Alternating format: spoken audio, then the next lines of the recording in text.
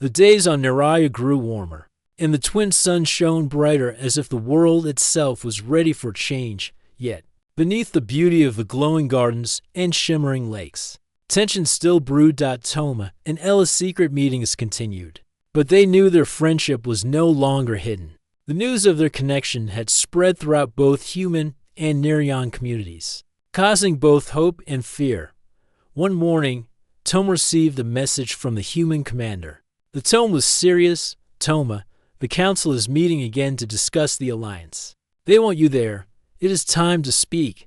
Toma felt a knot in his stomach. He had spent so much time learning and growing with Ella, but now it was time to face the leaders. Would they understand? Would they accept? He prepared himself and traveled to the Nerion Council chamber, a vast hall filled with light and crystal pillars that shimmered like stars. Inside, the elders sat in silence, waiting. Among them was Elder Zoran, his eyes sharp and unyielding. Toma stepped forward and began to speak. I stand before you not just as a human envoy, but as a friend. My friendship with Ella shows that despite our differences, we can connect, trust, and care for each other. Some elders listened carefully, others looked doubtful. Elder Zoran raised his voice. Friendship is not enough. Our customs and laws exist to protect us. What you and Ella have done breaks those rules. Toma looked directly at Zoran. Perhaps some rules need to change, because without trust, peace cannot grow. Ella then stepped forward, her voice clear and strong. I ask you to see beyond fear. My friendship with Toma has opened my heart. It has shown me that feelings like kindness and trust are powerful. They can unite us. The room was quiet. Then, one by one, other Nerion elders spoke. Some agreed with Ella and Toma, others with Zoran. But the important thing was that everyone was listening. Outside the chamber, a crowd had gathered. Many Nerions and humans stood together, hopeful for peace. Among them was a young Nerion named Lyra. She had watched the friendship between Toma and Ella with curiosity and hope. This is the start of something new, she whispered to a friend. The friend nodded. If they can find trust, maybe we can too.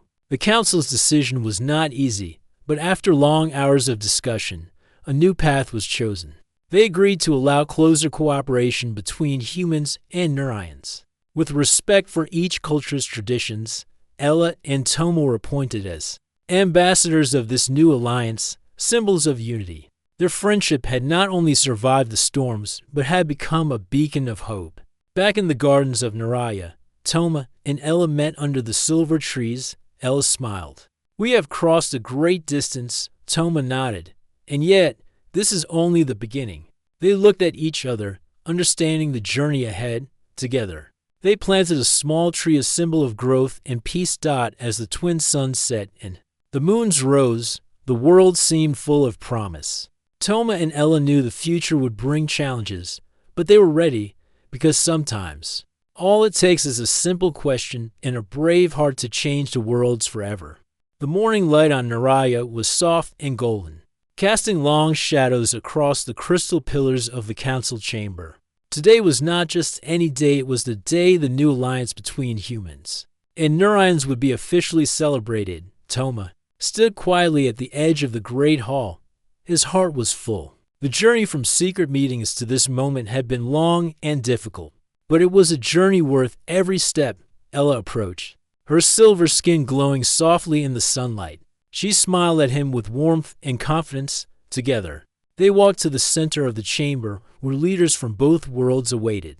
The crowd outside had gathered to humans, and Nerions standing side by side, their faces full of hope and curiosity. Elder Zoran, once so firm and unyielding, now spoke with a softer tone. This day marks a new beginning, he said.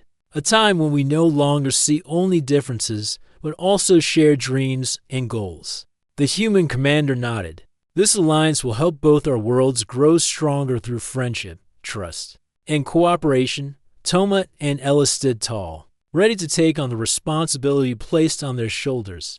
They exchanged a glance, silent but full of meaning. Their friendship was no longer a secret, it was a symbol of peace. After the ceremony, Toma and Ella walked through the gardens. Where they had first met, the air was filled with the sweet scent of glowing flowers, and the twin suns began their slow descent. Ella turned to Toma and said, "Do you remember the question you asked me?" Toma smiled. "What if I kissed you?"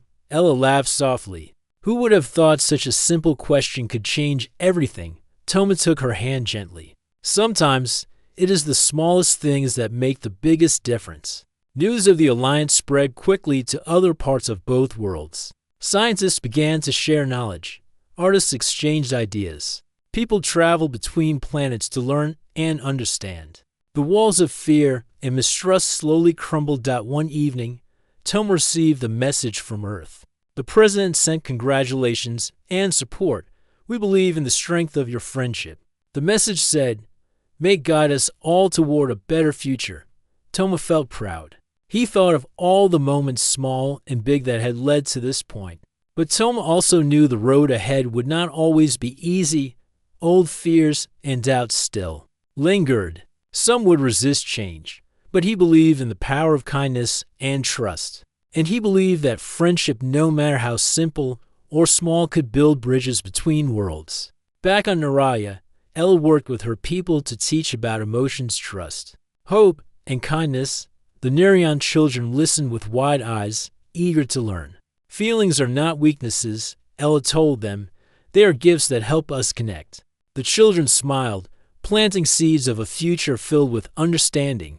One night, under the shining moons, Toma and Ella stood by the lake once more. The water reflected the stars and their own hopeful faces. Ella said softly, "Do you think the worlds are ready?" Toma looked at her and replied, "Because of us, they will be." They smiled, knowing their simple question and the courage to care had changed the fate of two worlds. As the twin suns rose again, Naraya and Earth looked toward a new dawn, a future bright with promise, peace, and friendship. And sometimes, it all begins with a question and a gentle kiss. The morning light on Naraya was soft and golden, casting long shadows across the crystal pillars of the council chamber. Today was not just any day, it was the day the new alliance between humans and Nerions would be officially celebrated. Toma stood quietly at the edge of the great hall. His heart was full. The journey from secret meetings to this moment had been long and difficult, but it was a journey worth every step. Ella approached, her silver skin glowing softly in the sunlight. She smiled at him with warmth and confidence. Together, they walked to the center of the chamber where leaders from both worlds awaited. The crowd outside had gathered to humans, and Nerions standing side by side, their faces full of hope and curiosity. Elder Zoran, once so firm and unyielding, now spoke with a softer tone. "This day marks a new beginning," he said. "A time when we no longer see only differences, but also share dreams and goals." The human commander nodded. "This alliance will help both our worlds grow stronger through friendship, trust, and cooperation." Toma and Ella stood tall, ready to take on the responsibility placed on their shoulders. They exchanged a glance, silent but full of meaning. Their friendship was no longer a secret, it was a symbol of peace. After the ceremony, Toma and Ella walked through the gardens. Where they had first met, the air was filled with the sweet scent of glowing flowers, and the twin suns began their slow descent. Ella turned to Toma and said, "Do you remember the question you asked me?" Toma smiled. "What if I kissed you?" Ella laughed softly. Who would have thought such a simple question could change everything? Toma took her hand gently. Sometimes, it is the smallest things that make the biggest difference. News of the alliance spread quickly to other parts of both worlds. Scientists began to share knowledge. Artists exchanged ideas. People traveled between planets to learn and understand. The walls of fear and mistrust slowly crumbled. One evening, Toma received a message from Earth. The president sent congratulations and support. "We believe in the strength of your friendship." The message said, "May guide us all toward a better future." Toma felt proud. He thought of all the moments, small and big, that had led to this point.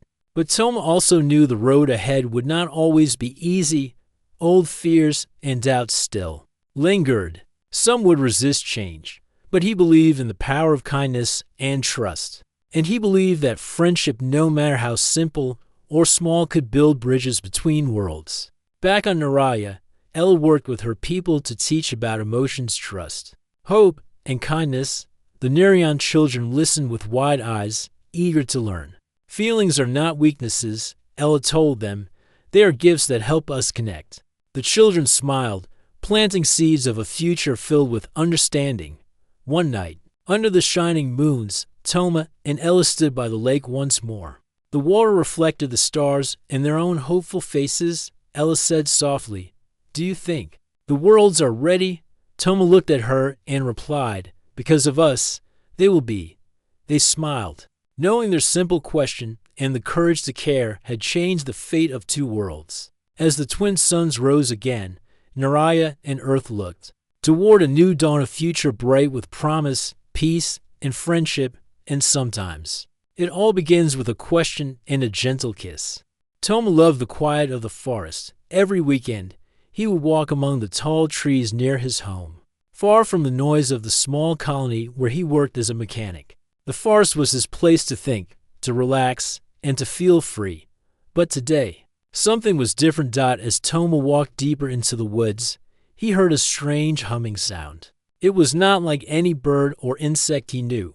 Curious, he followed the sound. Stepping carefully over roots and rocks, the humming grew louder, and soon he saw a silver object lying on the ground. It was smooth and round, about the size of a small car. It looked like a strange pod. Toma's heart beat faster.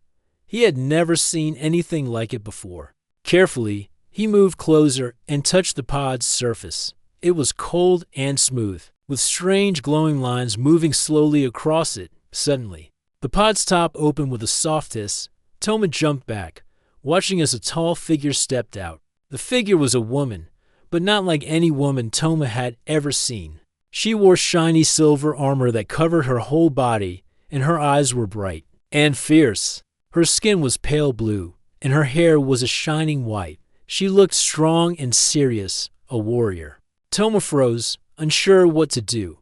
The woman's eyes locked on him, and she raised a weapon that looked like a long, sharp stick. The warrior spoke, in a language Toma didn't understand, but her meaning was clear. She was ready to fight. Toma raised his hand slowly and said, "Wait, I don't want to fight. I'm just a mechanic. I don't know what this is." The warrior did not lower her weapon, but took a step back. She looked confused, her sharp eyes watching him closely. "I'm called Toma," he said. "Who are you? Why are you here?" The warrior paused, then spoke again in the strange language. After a moment, she switched to broken English, saying, "Name, Jirai. Mission: eliminate key humans. Varnix invasion soon." Toma's heart stopped. "Invasion?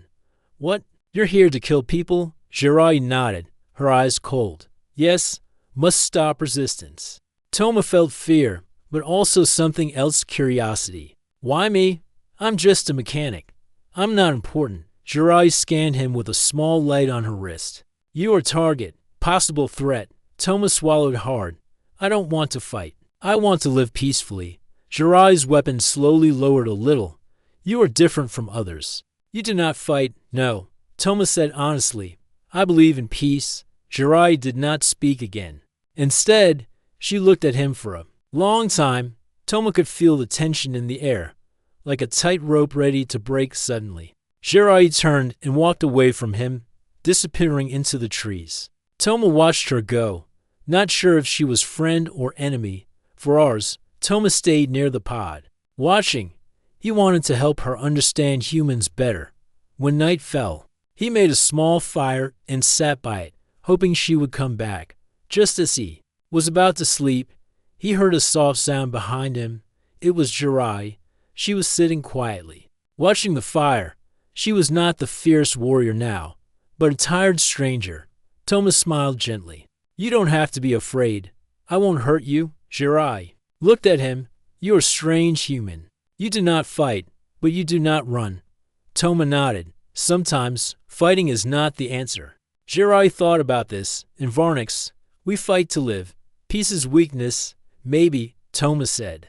"But sometimes peace is strength." Jirai looked up at the stars. I do not understand. Maybe I can help, Toma said softly. As the night grew colder, Jirai moved closer to the fire.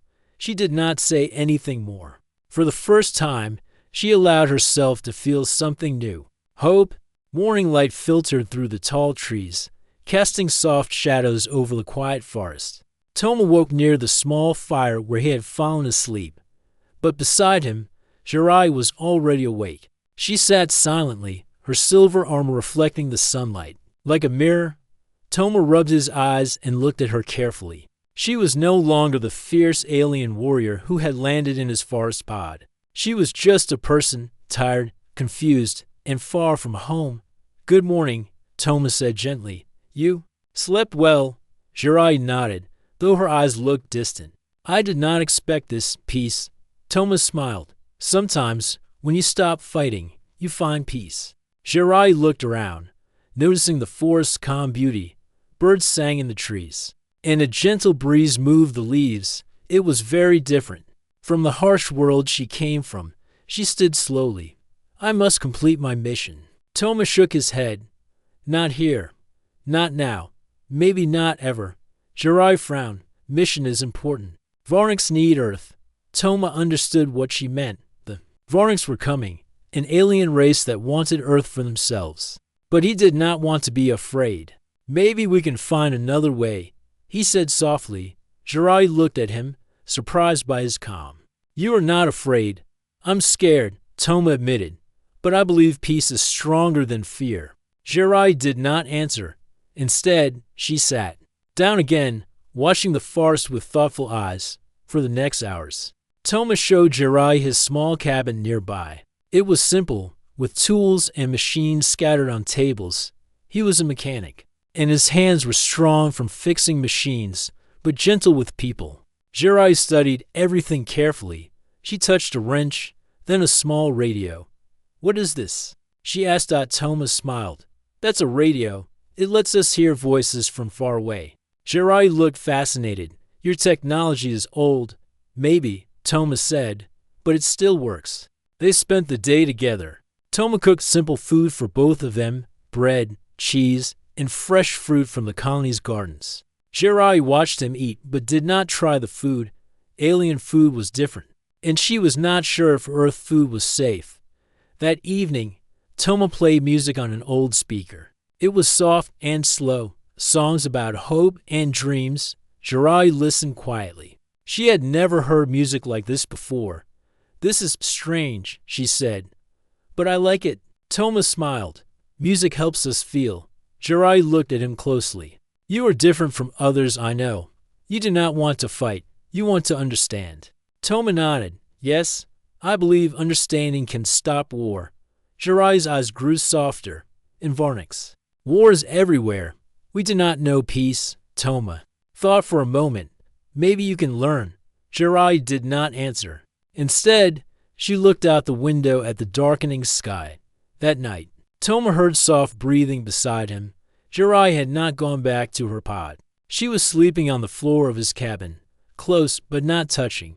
It was a small sign of trust. In the days that followed, Jirai stayed with Toma. She no longer wore her full armor, just parts of it to stay ready. Toma repaired her pod's broken systems with old parts he found in the colony's scrapyard. He wanted her to be safe and maybe to stay. Jirai learned to use some earth tools and watched how Toma cared for plants and animals. She was amazed by his gentle touch with small creatures. You care for life, she said one day. Toma smiled. All life matters. One afternoon, while Toma worked on a small engine, Jirai sat quietly and asked, Why do you help me? I came to kill you? Toma stopped and looked at her. Because I believe no one is born to be an enemy. Maybe you did not choose this mission, but now you have a choice. Jirai looked away. My people expect me to follow orders. Toma nodded. Sometimes we must choose what is right, not what others say. Jirai was silent for a long time. Then she whispered, I want to believe in peace, but I do not know how. Toma placed his hand on hers. I will show you. Suddenly, a sharp beep came from Jirai's wrist device. She looked at it quickly, and then closed it. They are coming. The Varnik's fleet will arrive soon.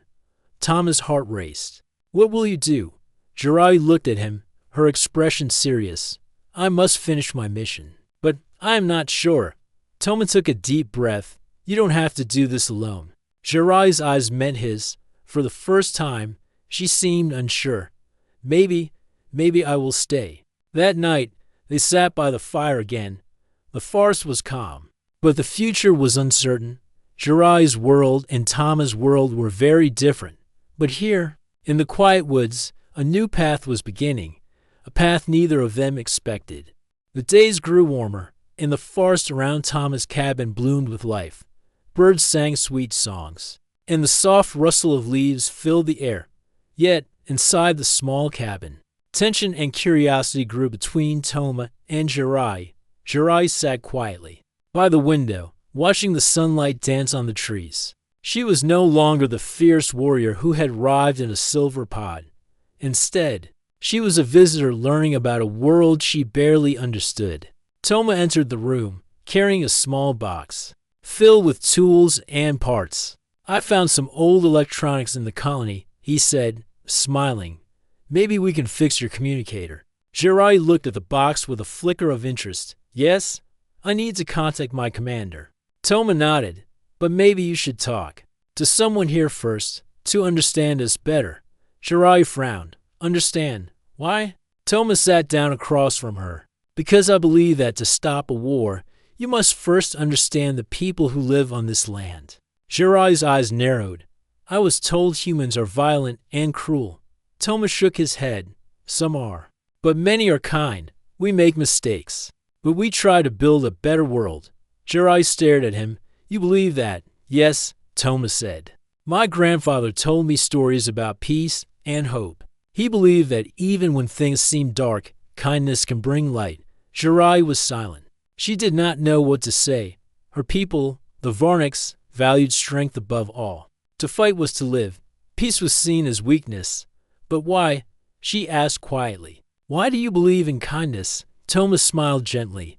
Because I have seen what kindness can do. It can heal wounds, build friendships, and change hearts. Jirai looked down at her hands. I do not know if I can change. Toma leaned forward. Change is not easy, but it is possible. There was a long silence before Jirai spoke again. Tell me more about your grandfather. Toma's face softened. He was a simple man, like me, but he believed the world could be better if we all tried to understand each other. Jirai listened carefully as Toma told stories of his grandfather's hope and kindness. The stories painted a world very different from the war-torn lands Jirai had known. As the evening grew darker, Jirai looked out the window. The stars sparkled above, and for the first time, she felt a small hope within her. I want to believe, she said softly, but my mission is still here. I was sent to destroy, not to protect. Toma reached out and placed his hand gently on hers. You can choose another way. You do not have to follow orders that bring pain. Jirai's eyes met his. For a moment, the armor of a warrior seemed to fall away, revealing someone unsure and afraid. Why do you care? She asked. Why help me when I came to kill you? Toma smiled. Because I believe in people. Even those who seem like enemies can become friends. Jirai thought about his words. They were strange and new. She had never heard such hope before. That night, Jirai did not sleep alone by the fire. She stayed closer to Toma, the warmth of the cabin and the kindness of the man beside her slowly breaking down the walls. Around her heart the next morning, a soft beep came from Jirai's communicator. She looked at it, then closed it without speaking. Toma noticed. Is it your commander? Jirai nodded. Yes. They want to know why I have not finished my mission. Toma's face grew serious. What will you say? Jirai looked at him. I do not know. Toma placed a hand on her shoulder. Whatever you choose, you will not be alone. For the first time, Jirai felt a deep uncertainty. The mission she was born to complete was not just a command, it was her whole life. But here, with Toma, she saw a different future. One where kindness might be stronger than war. She looked at him, and something new passed between them, a silent promise of trust and maybe a new beginning. The sun rose slowly, spreading golden light over the forest and the small cabin where Toma and Jirai stayed. The air was cool and fresh, but inside the cabin, a heavy silence filled the room.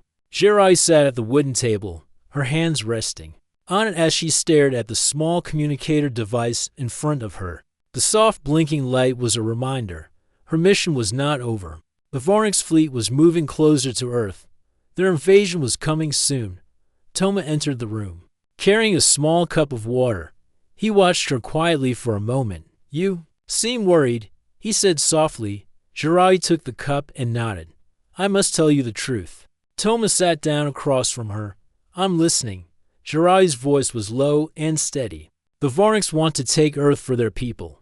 Our home is dying. We need new places to live. Your world is rich and beautiful." Toma nodded slowly. "I understand, but why attack humans? Why kill us?" Jirai looked away. "Because resistance must be stopped. Your people fight to keep this land. It is war." Toma's heart tightened. "There has to be another way." Jirai met his eyes. "There may be, but my orders are clear. I must finish my mission." Toma felt a mix of fear and hope. "You don't have to follow those orders." Jirai's eyes darkened. "If I do not, I will be punished, exiled, or worse." Toma reached out and took her hand gently. "I believe you are stronger than fear. You can choose kindness." Jirai looked at their hands. "It is hard. I was trained to fight, not to forgive." Toma smiled gently. "None of us are born perfect. We learn. We grow." She took a deep breath. "There's more you should know." Toma waited. The Varnix fleet is only days away. They will bring ships and soldiers. The battle will be terrible. Toma swallowed hard. "Can they be stopped?" Jirai's eyes were steady. "Maybe, but only if we work together." Toma's mind raced. "How can I help?" Jirai stood and moved to the window, looking at the green forest beyond. "You have shown me that humans are not just fighters. You have shown me kindness and hope." She turned to him. "I want to stop the war." Toma's face brightened. "We will find a way." For the first time, Jirai felt a real choice. She could follow her orders and bring destruction, or stand with this human and fight for peace. The decision was not easy. It would change everything. But as she looked at Toma's calm and kind face, she knew one thing clearly: she would try. That night, they made plans. Toma would contact the colony leaders, and Jirai would send a secret message to her people asking for time to talk. Maybe, just maybe, they could prevent the invasion. The forest outside was quiet and still, but inside the small cabin, hope had begun to grow.